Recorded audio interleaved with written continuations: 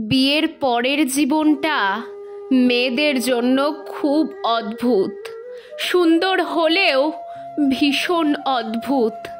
সকলে বলে স্বামী ভালো হলেই শ্বশুর বাড়িতে থাকা যায়, স্বামী ভালো না হলে থাকা ইম্পসিবল।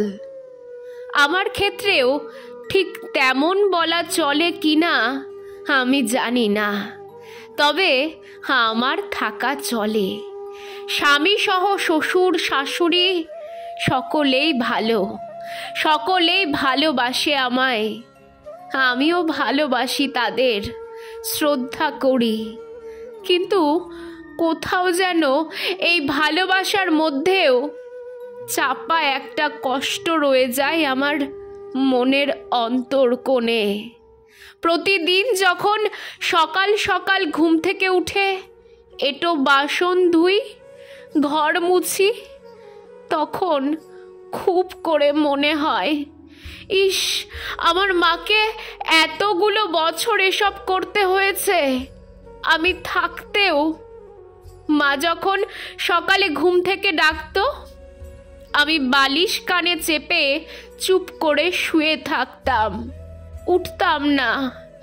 এমনও দিন গেছে মা অসুস্থ, আমি তবুও গভীর ঘুমে আচ্ছন্ন।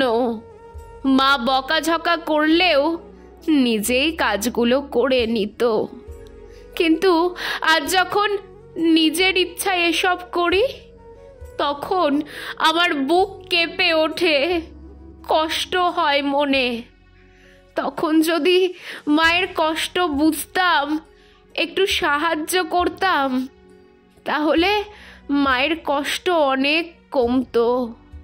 শ্বশুর মশাই যখন অফ টাইমে বলেন, বৌমা 1 কাপ চা দাও তো, তখন মনে পড়ে বাবা সকাল সন্ধ্যা ছাড়া চা করতে বললেই চিৎকার করে বাড়ি মাথায় করতাম প্রথমে, তারপর তাকে চা দিতাম।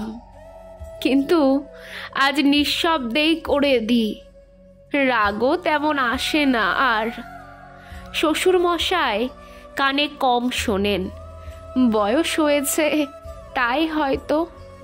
একটা কথা বললে শুনতে পান না, বারবার জিজ্ঞেস করেন, আর আমি প্রতিবার বিরক্তি চাপা দিয়ে মিষ্টি স্বরেই এক কথা 10 বার বলি।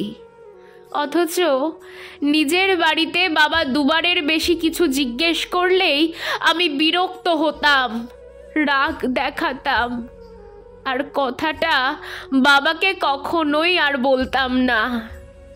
কিন্তু আজ পারি না, যতই সকলে বলুক এ বাড়ি আমার, তবুও আমার নয়। আমি ভাবি এ বাড়ি আমার, আপন করে নিতে চাই, তবুও পারি না। কোথাও না কোথাও একটু হলেও ভয় কাজ করে মনে। এই বুঝি আমার কোনো ভুলে আমার বাবা মার সম্মান নষ্ট হয়ে যায়, এই বুঝি চিৎকার করলে সকলে আমার শিক্ষা নিয়ে কথা শোনায় আমায়, এই বুঝি অবাধ্য হলে বাড়ির খারাপ বউয়ের তকমা জোটে। কিন্তু আমার শ্বশুর শাশুড়ি তেমন মানুষ নন। তবুও একটা কিন্তু রয়ে যায় মনের মধ্যে।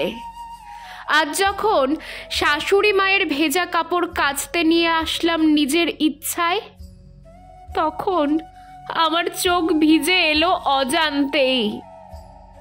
আবেগী হয়ে উঠলাম খুব, দুহাতে মুখ চেপে ওয়াশরুমে বসে কাঁদতে লাগলাম।